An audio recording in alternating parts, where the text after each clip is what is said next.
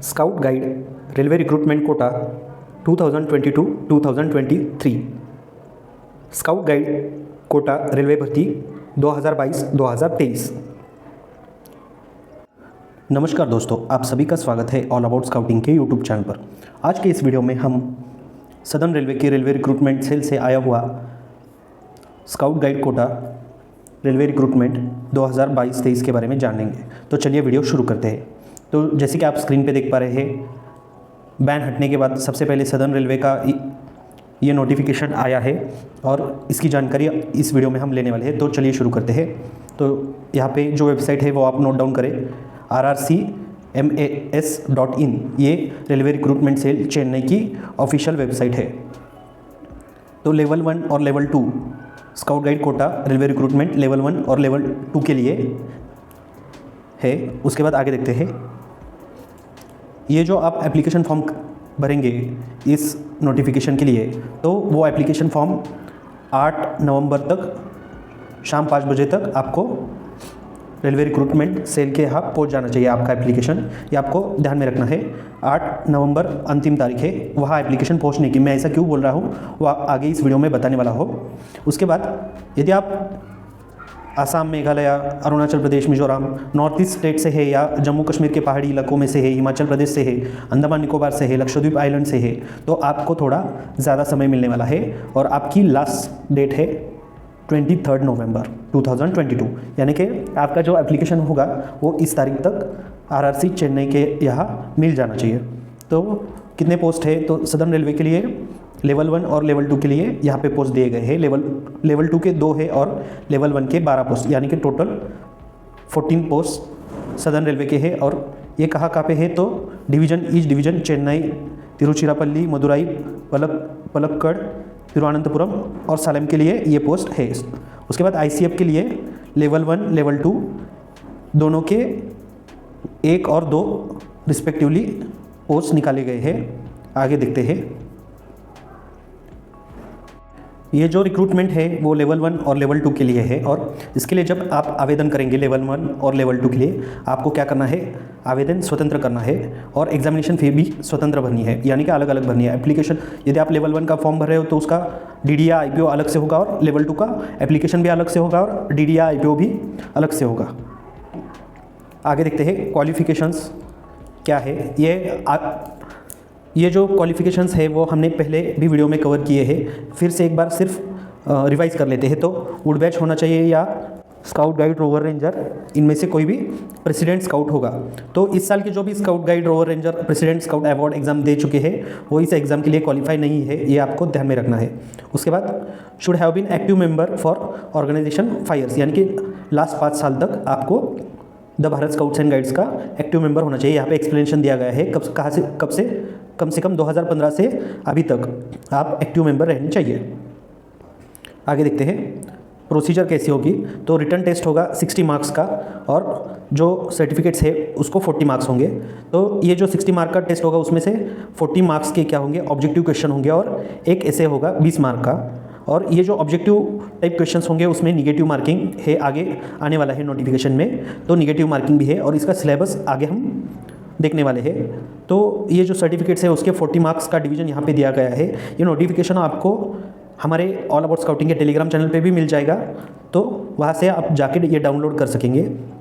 तो ये जो सर्टिफिकेट्स है वो नेशनल के लिए, नेशनल इवेंट्स का जो भी सर्टिफिकेट होंगे उसके लिए 10 मार्क्स अलॉट किए हैं। पहले 2 वाले सर्टिफिकेट के लिए कोई मार्क्स नहीं, नेक्स्ट 2 के लिए 7 और 10 मार्क्स दिए गए हैं, यानी कि 10 मार्क्स चाहिए होंगे तो आपके पास 4 सर्टिफिकेट होना ज़रूरी है नेशनल के। उसके बाद स्टेट इवेंट्स के 10 मार्क्स है। तो पहले 2 वाले सर्टिफिकेट के लिए कोई भी मार्क्स नहीं है, उसमें अगर एडिशनल 1 यानी कि आपके पास टोटल 3 है तो आपको 7 मार्क्स मिल सकते हैं। यदि आपको 10 मार्क्स चाहिए तो आपके पास 4 सर्टिफिकेट होने ज़रूरी है स्टेट के, तो इसके भी 10 मार्क्स आपको मिल सकते हैं। उसके बाद specialise scout guide course organise at national, state, all India railway level, तो इसके 10 मार्क्स है। तो इसके 10 मार्क्स आपको चाहिए तो आपके पास 2 या 2 से ज़्यादा के, यानी कि 3 कम से कम 2 या 3 सर्टिफिकेट होंगे तब आपको 10 मार्क्स मिलेंगे। उसके बाद participation in district rally 1 certificate 9 marks, 2 होंगे तो आपको 7 मार्क मिलेंगे और 3 डिस्ट्रिक्ट के सर्टिफिकेट होंगे तो आपको 10 मार्क मिलने वाले हैं। तो ये था मार्क्स का डिस्ट्रीब्यूशन। आगे देखते हैं सिलेबस यहाँ पे दिया गया है। हम फिर से एक शॉर्ट में रिवाइज करेंगे।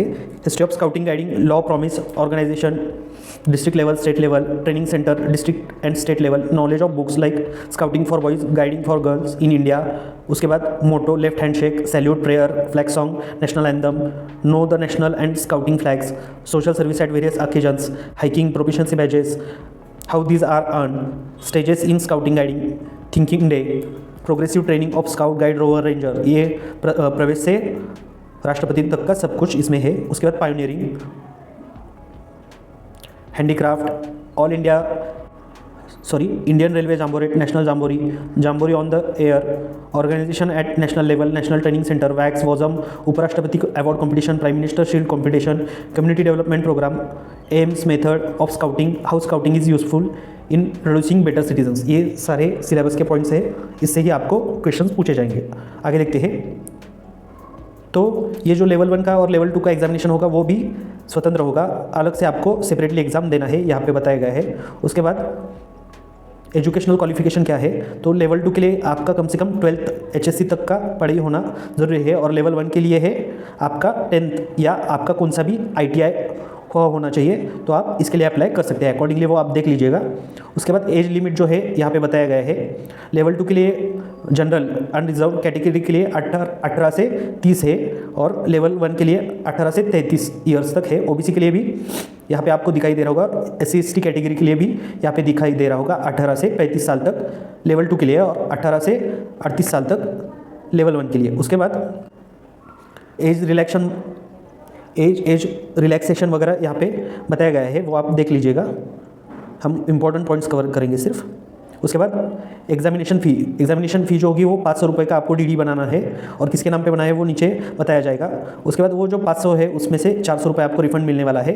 यदि आपका एप्लीकेशन फॉर्म बराबर होता है तो आपको एग्ज़ाम के वक्त ये पैसे रिटर्न मिलने वाले हैं, 400 रुपये।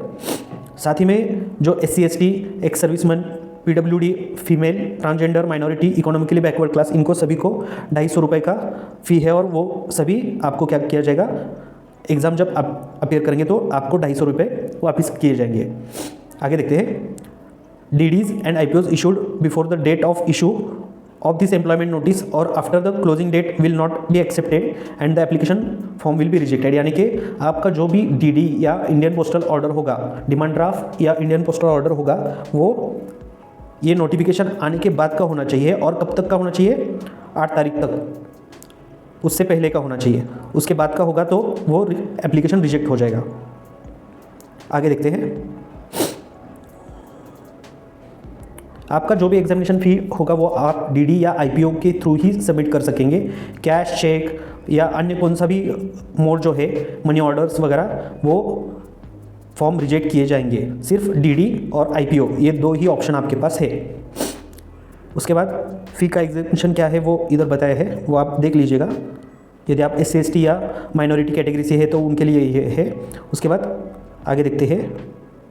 मेडिकल एग्जामिनेशन के बारे में बताया गया है। Candidates recommended for appointment will have to pass medical classification of B2 and above for the post to be identified by Southern Railway ICF administration. ये एग्ज़ाम के बाद का है, वो बाद में देखेंगे। उसके बाद choice of language for question paper, तो इसके लिए आपको, यदि आप एग्ज़ाम देना चाहते हैं तो आपको हिंदी, उर्दू, अंग्रेज़ी, तमिल, मलयालम, कन्नड़ा और तेलुगु, इतने लैंग्वेज में आप एग्ज़ाम दे सकेंगे। और इसके लिए आपको ऑप्शन भी दे रहेंगे एप्लीकेशन फॉर्म में, तो वहाँ पे आपको टिक लगानी है। एप्लीकेशन फॉर्म कैसे बनना है इसका अलग से वीडियो हम बनाने वाले हैं, तो यदि आप इनमें से कौन सी भी एक लैंग्वेज चूज़ करना चाहते हैं तो चूज़ कर सकेंगे। उसके बाद जनरल इंस्ट्रक्शंस देखते हैं। The candidates applying in response to this notification shall ensure that he or she fulfills all eligibility conditions at the time of submission of application। तो आप जो भी एलिजिबिलिटी है वो पूरा करते हो तभी ये एप्लीकेशन फॉर्म आपको फिलअप करना है। उसके बाद रिसेंट पासपोर्ट साइज फोटोग्राफ आपको एप्लीकेशन फॉर्म में लगाना है। उसके बाद एनक्लोजर्स क्या क्या लगाने हैं, एप्लीकेशन फॉर्म के साथ क्या क्या लगाना है, तो self attested photostat copy of certificate in support of age, community, educational qualification and scouting qualification etcetera, further Indian postal order और डिमांड ड्राफ्ट इन ओरिजिनल। जो भी DD या IPO होगा वो ओरिजिनल आपको इस लेटर में आपको देना है। साथ ही में ये आपके फोटोकॉपी जो भी आपके सर्टिफिकेट्स होंगे उसके देने हैं, और साथ ही में एप्लीकेशन फॉर्म। उसके बाद आगे देखते हैं। Certificates in languages other than English और Hindi should be accompanied by attested translation in English और हिंदी। यदि आपका जो इवेंट का सर्टिफिकेट होगा स्टेट लेवल का या डिस्ट्रिक्ट लेवल का, वो इंग्लिश या हिंदी में के अलावा किसी अन्य भाषा में होगा, समझिए मराठी में होगा, तो उसका हिंदी या इंग्लिश ट्रांसलेशन जो कि अटेस्टेड किया हुआ रहेगा वो आपको इसके साथ एप्लीकेशन के साथ देना है। उसके बाद ये आगे देखते हैं, ये जिनका है विडो, डिवोर्स, एक्स सर्विसमैन वगैरह, वो आप अपने हिसाब से देख लीजिएगा।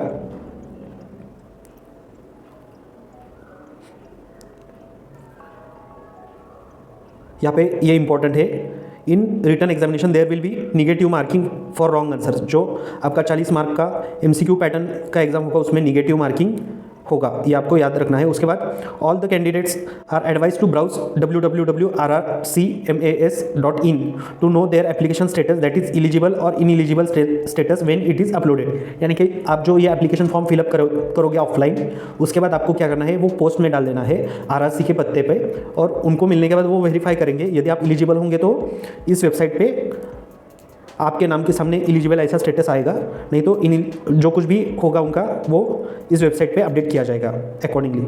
उसके बाद आगे देखते हैं, candidates if found eligible and not received call letters may contact railway recruitment cell Chennai. यदि कोई उम्मीदवार पात्र हो जाता है तो उन्हें कॉल लेटर आना चाहिए। यदि कॉल लेटर नहीं आता है, आवेदन पत्र नहीं आता है, तो आपको क्या करना है, रेलवे रिक्रूटमेंट सेल चेन्नई से संपर्क करना है। उसके बाद आगे देखते हैं, the candidate shall attend written examination, document verification, interview, personality test, medical examination at the date, time and venue specified by railway administration. जो भी रेलवे टाइम डिसाइड करेगा उसके हिसाब से कैंडिडेट्स को वहाँ पे अटेंड रहना है, प्रेजेंट करना है। Any request to change of date and time venue will not be entertain. यानी कि अपने हिसाब से नहीं चलना है, रेलवे के हिसाब से चलना है, ये आपको ध्यान में रखना है। उसके बाद आगे देखते हैं, ट्रैवल एक्सपेंसेस SC/ST कैंडिडेट जो है उनके लिए ही सेकंड क्लास का फ्री पास मिल जाएगा। बाकी अन्य क्लास के लोगों के लिए कोई भी ट्रैवल एक्सपेंसेस या अन्य कोई भी सुविधा नहीं है। अकोमोडेशन भी आपको हर एक उम्मीदवार को, चाहे वो रिजर्व कैटेगरी से हो या अनरिजर्व कैटेगरी से हो, वो अकोमोडेशन अपने आप से देखना है। सिर्फ SC/ST कैंडिडेट्स को ही सेकंड क्लास फ्री पास मिलने वाला है फॉर देयर जर्नी। उसके बाद देखते हैं, railway administration will not be responsible for postal delay और wrong delivery if any of any correspondence at any stage of the recruitment process. यानी कि यदि आपका मेल सही समय पे नहीं जाता है पोस्ट से, तो उसके लिए रेलवे एडमिनिस्ट्रेशन जिम्मेदार नहीं होगा। उसके बाद आपको आपका एप्लीकेशन फॉर्म कहाँ पे भेजना है, यहाँ पे एड्रेस बताया गया है। ये एड्रेस है, यहाँ पे आपको अपना एप्लीकेशन फॉर्म भेजना है। लेकिन वो जो आपका पैकेट होगा या लेटर का जो भी आपका कवरिंग होगा उसके ऊपर ये आपको लिखना है। यदि आपका लेवल 2 का एप्लीकेशन फॉर्म होगा तो उसके टॉप पे कवर पे ये लिखना है लेवल 2 के लिए। यदि लेवल 1 का होगा तो ये लिखना है, और साथ ही में 2 करके आपको ये वाला एड्रेस लिख देना है, 2 के यहाँ, और फ्रॉम के यहाँ अपना एड्रेस डाल देना है। उसके बाद application send bye courier will not B acknowledge. Courier से ये एप्लीकेशन भेजने नहीं है। यदि वो कुरियर वाले जो होते हैं वो बॉक्स में यदि एप्लीकेशन डाल देते हैं तो वो एक्सेप्ट किया जाएगा, लेकिन बाय हैंड वो नहीं लिया जाएगा कुरियर से।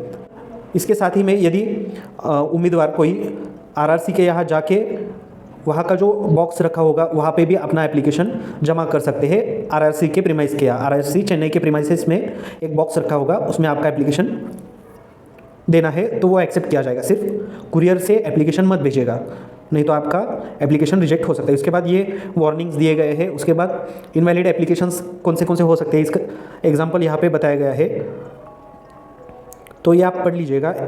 तो ये सभी थे important points for Southern Railway recruitment cell Chennai recruitment for scout guide quota 2022 और 23।